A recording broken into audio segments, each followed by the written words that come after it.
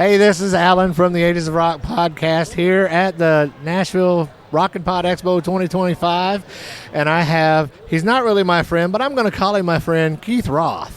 Why aren't we friends? I thought we got past this already. We made friends last night, actually. Yeah, we did, come on. Yeah, but we all know Keith from SiriusXM, Hair Nation, lover of the Unmasked Kiss Army, which, I grew up in, I was born in 1970, so the Unmasked Kiss Army, that I am an old man.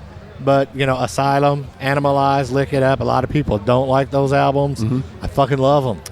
That's good. I mean, I do love The Elder. I do love Unmasked. That's in my top 5, dude. Yeah. It is in my top 5 Kiss albums. I always loved conceptual records, and it was a concept record, and I bought it after the fact. I remember Woolworths. Did they have them in Kentucky? Yes. So you remember they used to have the discount bins? And they were $1 a piece? They cut off the edge. The cut-offs. Yeah. So, I mean, I got out of Kiss after Dynasty.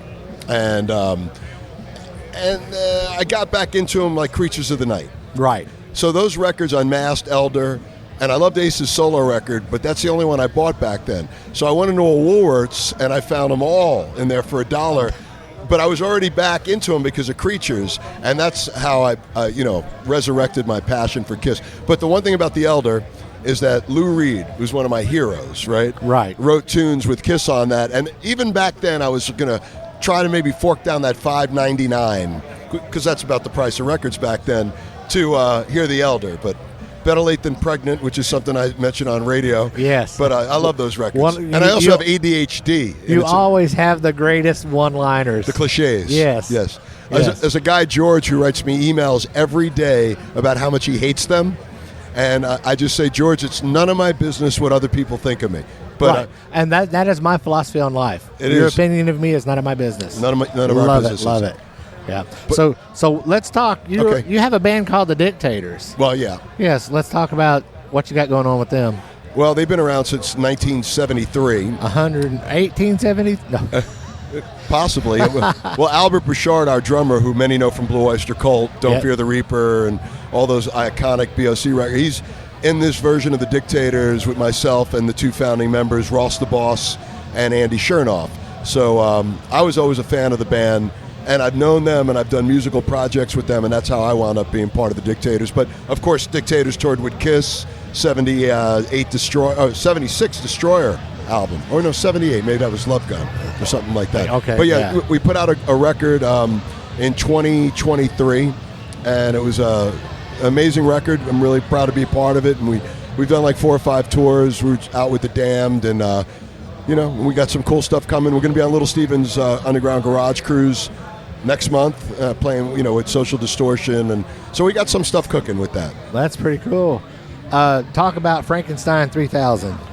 It's my baby. I love my baby, Frankenstein 3000, a band that I started in '99. We made probably about 11 records. Had so many great people play with. We backed up so many iconic artists throughout the years. We made music, and not sure where the band is at this moment. Our last show is in January of 24. We just put out a 25-year compilation album called Lost in Space, which features the late, great David Johansen and so many other people. Really, the quintessential tracks are on this, and so not sure what Frankenstein is, but we had a good run, and maybe to be continued at some point. Right on. Now, one final thing, Superfly. Talk about that. Curtis Mayfield. Yes. My hero. Well, one of my heroes. I put out a solo record, came out in April, called The Law of Diminished Returns, and while we were starting to cut some of the early songs, I've always been a fan of Curtis Mayfield, and we started tracking it, and for fun. Never expected it to wind up on a record. And Bob Pantella, the drummer, who you may know from the band Monster Magnet. Yes. So Bob, when we tracked it, we laid down a good bed track, but then he added all this percussion and really inspired me. I'm like, if you're going to pay tribute to Curtis Mayfield, you got to do it right. So I felt like we hit it out of the park, and I said, when this record comes out, that's going to be a part of it. So that's what inspired me to do it. A fan of his forever, and felt like we did him justice with this homage. Those are some great influences, man. Yeah. My dad had that Superfly record when I was a kid. Yeah. Did you see the movie? I did not. I was not allowed to. Okay. I was a little too young for that, I think. Yeah. And of course, now that I'm old, You're not old. I'm seasoned. You're seasoned. That's like somebody told me that the other day because I just turned 55. Okay. And well, you're a lot older than me. I said he said something, and I was like, "Yeah, I'm a lot older than," because he said he thought I was closer to his age, and I said, "Yeah, dude, I'm old." He's like, "You're not old. You're seasoned." I'm like, I got to remember that. Yeah. No, but I remember I ran into you in the bar last night, right? Yes. And you said something about Unmasked. Was it the Unmasked record you were talking about? Or? No, I was said you're on Hair Nation with Right. SiriusXM, and I always like it when you pay tribute to the unmasked Kiss Army. What do you think of the show coming up in November? Are you going to be there, first of all? I am not going to be there. You know, I took my son to see Kiss at Gainbridge in Indianapolis, and if that's the last time I ever see Kiss, I'm okay with that. You know, for what they're doing, and you know Kiss. When Kiss did their farewell tour, Gene and Paul said, "This is farewell to Gene, Paul, Ace, and Peter on stage together." Mm-hmm. So far, that's still been the truth. Mm-hmm. And then they did the End of the Road tour, and they said, "This is the last time you'll see us together on stage in makeup." You know, that'll be the truth. So this event is, and I didn't realize it when I first heard it, that it was going to be unmasked. And I'm like, well, I'm not surprised because they said they were probably going to do appearances. Right. You know, but as for me personally, it doesn't bother me. No, I mean, on Sirius, I was saying that they never said anything about the unmasked period. And you knew, when you retire, you see it happen all the time. You sit home, you watch paint dry. You're like, can you curse on here? Yes. Yeah, what the fuck am I doing sitting home? I mean, you could see how much Gene and Paul miss each other and playing the music. So I think this is the start of something with this whole unmasked era. You know? Right. Funny story for you, though, regarding the last Kiss show at the Garden, because you're a Kiss fan. So I play in a cover band in my neck of the woods called City Asylum. We do covers that most people don't even know, like the Velvet Underground and the Stooges. But anyway, Tiny, the drummer, who played with the Bullet Boys, he played with a lot of bands, but he's very close with Eric Singer. So we're playing our little watering hole in Red Bank, and he's texting with Eric the last night of the Kiss show.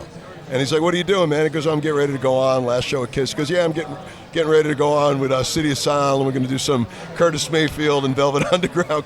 These two are having a conversation, but I thought it was hysterical that Eric Singer is going to play the last Kiss show with the makeup, and he's texting with Tiny, which I thought was really funny. Yeah, Eric's a good dude. Really good guy. Yeah. Really good guy, and a big music fan, too. He is, Really good people. So you're on SiriusXM. I know you do Hair Nation.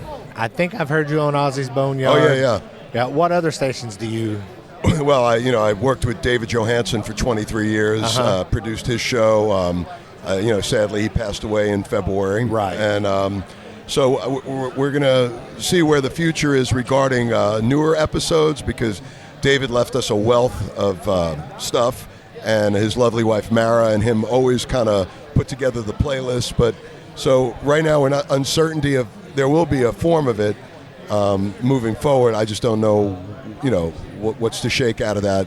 And I did a show, Electric Ballroom, that I did for 25 years that I retired last July. So SiriusXM, you can hear me on Ozzy's Boneyard Monday through Friday, 6 to midnight, Saturday, 6 to 9, and Hair Nation 7 days a week, noon to 6. And that's Eastern time, correct? Eastern time, that's correct, right. Yeah.